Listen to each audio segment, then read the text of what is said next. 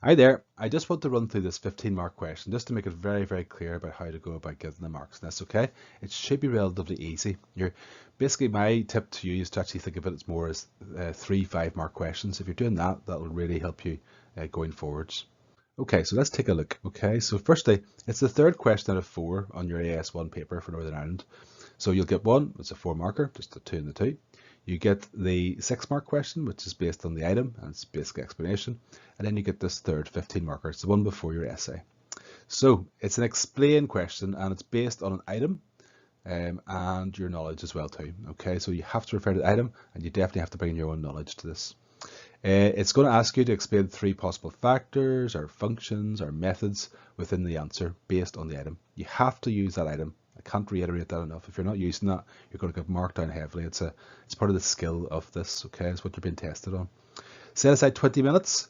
So basically 5 minutes for each paragraph and 5 minutes to actually look over the source itself, look over the item, investigate it, get the highlighter out, work out your points. If you do that at the start, it means the clarity of your answer is very, very clear, and your marks are easily organized. Okay. Think about it first before writing anything down. Think about what your key points are going to be. What's each paragraph going to be? What are you going to put in each paragraph? Where are you going to refer to the item? That should all be clear in your head before writing anything down. Make sure you're focusing on the question asked, not one you want to be asked.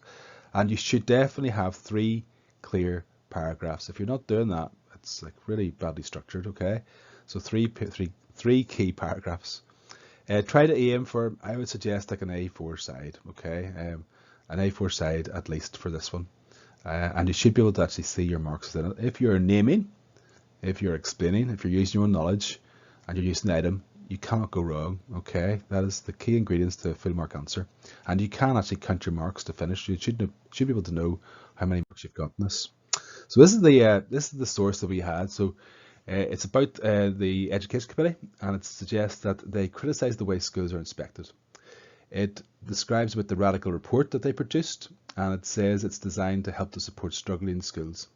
It calls for greater independence in the Department of Education, and the MLA said that the inspection should produce 2 actual reports, one in detail for the school and another more simplified one for parents. The committee also said that it should look at strengths and weaknesses of each school and then put that there forward in simplified language. It also says here at the bottom, okay, that MLAs have been calling for persons and papers, such as ringing bells. If you persons papers, you know what that is, okay? And what is that for? It's to gather evidence about the way the Department of Education inspectors judge on a school's performance. Okay, so there's lots in that, and your question is, with reference to that item and any other relevant material you've studied, explain 3 ways in which a statutory committee can perform its scrutiny function.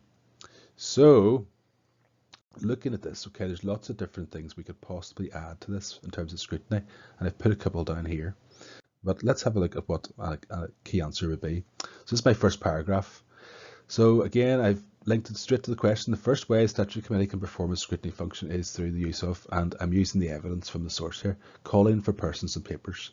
So that's a key scrutiny function. Okay, and the green is me explaining it. You have to make sure you explain it. A lot of you are zipping down from mentioning it all the way down to an example or down to something like 3 months in jail. You have to be able to explain exactly what this is. Go to the basics for this. Okay, so it's a powerful tool. It's open to the Northern Ireland statutory committees. It calls for people when making legislation to hold them to account as well. And the example would be the taxi bill. They mention stakeholders as a key political term. You say about disability action, about consumer council being used to make the policy stronger for this bill, okay, and how they've used the powers as well to hold people to account. The head of Northern Ireland Water after the deep freeze in 2010, and it says about the committee having legal powers to fine or even imprison those who fail to attend or produce evidence. The yellow bit at the bottom is where I've actually then wound in the actual item itself. So I've suggested it's very clear in the item that this power has been used. It's used to improve policy with teachers, inspectors and parents possibly being questioned. It doesn't say exactly that, but it's clear from the implication it is. So have I identified? Yes, I have. Have I explained? Yes, I have. Have I used the item? Yes, I have. So that there is full marks. Okay. The next one is I'm looking at inquiries. I've identified the point. So each statutory body can call an inquiry within the remit of the committee. In the case of the item, the inquiry surrounds the inspection process in schools. The Education Committee have clearly been in depth in their approach, interviewing a wide variety of stakeholders over 6 months. Okay, so I've used the item, I've explained what it is, it produces a report over here, so it's a keyword, and the recommendations are put into the report. The recommendations are explained here. And then I go into the suicide awareness inquiry in North Belfast, about how many submissions are into that. So that there completes my answer. I've used the item, I've explained, and I've identified. Okay.